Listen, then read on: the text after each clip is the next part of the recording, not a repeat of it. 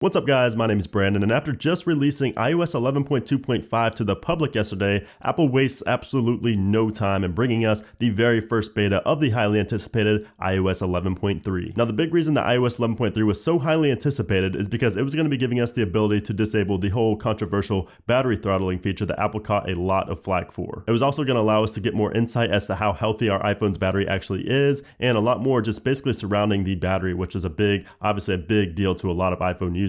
Now, unfortunately, these features are not available in the very first beta, but they will be available in a later 11.3 beta. But again, it's just good to know that they are in fact coming with 11.3. All right, so enough talking about 11.3. We have it right here in front of us, so let's go ahead and check it out and see what's new. And I will just say that there is a lot. All right, so first of all, you can see that the size of this update came in at 2.21 gigabytes here on my iPhone 8 Plus, which did come from iOS 11.2.5. The size, of course, will vary depending on your device and where you came from, but let's go ahead and check out the build number. You can see that the build number here is 15E5167F. And you can see that we have 31.47 gigabytes of available space compared to 34.19 on 11.2.5. So we did lose a little bit of space there as expected, but it's not too big of a deal. All right, so now let's talk about the changes here in iOS 11.3 beta 1. So the first thing you're going to notice when updating to this new beta is a new privacy prompt before you even get to the home screen. Now I couldn't screenshot this, but somebody on Reddit did take a picture of it, and here's what it looks like. It basically just tells you, that Apple cares about your privacy. It's really nothing too important, but it is something new, again, before you even get to the home screen after installing 11.3. Now a massive change in 11.3 beta 1 is one that we've been talking about here on the channel for a while, and that is messages in iCloud. It is finally back in iOS 11.3. So if we go into our settings, go to our iCloud right here, and then scroll down, you will see we have a toggle now for messages. So if you recall, this feature actually made an appearance in the iOS 11 beta, but it was removed before iOS 11 was publicly released, and it was basically just a mystery ever since. So it's awesome to see that we now have messages in iCloud back. Make sure you go ahead and enable this toggle right here in iCloud if you do use iMessage a lot, which I'm assuming that almost all of you do. So this feature is going to allow for continuity with your iMessages across multiple devices, meaning that when you sign in on a Mac, an iPhone, or an iPad, all of your iMessages are going to appear. You can also free up space on your device by deleting the messages but saving the attachments to iCloud. And speaking of deleting messages, now in iOS 11.3, when you delete an iMessage from one device, it's going to delete it from all devices. And honestly, that's probably my favorite part of messages in iCloud. I love that feature.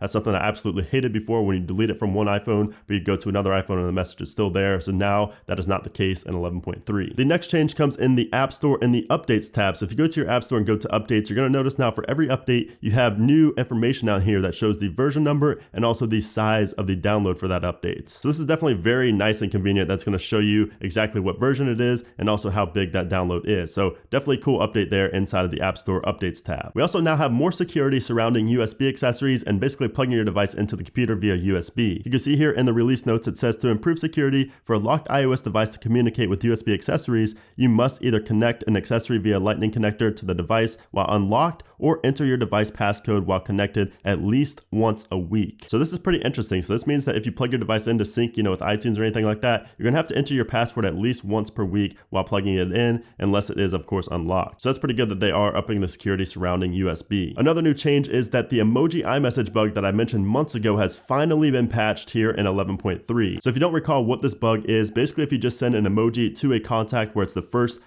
message in the thread, if you don't have any previous messages and you just send an emoji and send, you will see that it basically breaks the messages application. You can see it disappears right there and you can't go back. It's basically you have to force quit out of the messages application. But now in iOS 11.3, if we do that, you can see that it has been patched and it shows up as expected. So I'm definitely glad to see that this has been fixed, even though it did take quite a long time. Now, if you're an iPhone 10 user, you're going to be pleased to know that there are 4 new emojis in 11.3, which brings the total up to 16 total Animoji characters you can now use on your iPhone 10. Now, unfortunately, my iPhone 10 right here is jailbroken, so I'm not going to be updating to iOS 11.3, but you will notice that there are new Animojis here in 11.3 on your iPhone 10. Now, for all the developers out there, iOS 11.3 also brings along ARKit 1.5, and this is going to, quote, provide even more immersive AR experiences that better integrate with the world and give them the tools to power a new generation of AR apps. And ARKit is also now going to be able to recognize and place virtual objects on vertical surfaces like walls and doors. So this technology is definitely progressing. It's really going to be interesting to see where it is a year from now. We also have some smaller changes here in 11.3, so let's go and check those out. So if we go to Settings, General, scroll on down to Keyboard, you can now see that in 11.3 right here, we have the panel section off. In comparison to iOS 11.2.5 here, where everything's basically just jumbled together, you can see here that in 11.3, we have a tab here for English, and it separates these. Now, there aren't any new toggles or anything. It just makes it easier to see, your your options right here, and it doesn't make it look as jumbled as it did in 11.2.5. And if we go back to the main page in our settings and we go down to privacy, you'll notice that the icon is blue now in 11.3 versus the gray in 11.2.5. And if we scroll down a little bit more,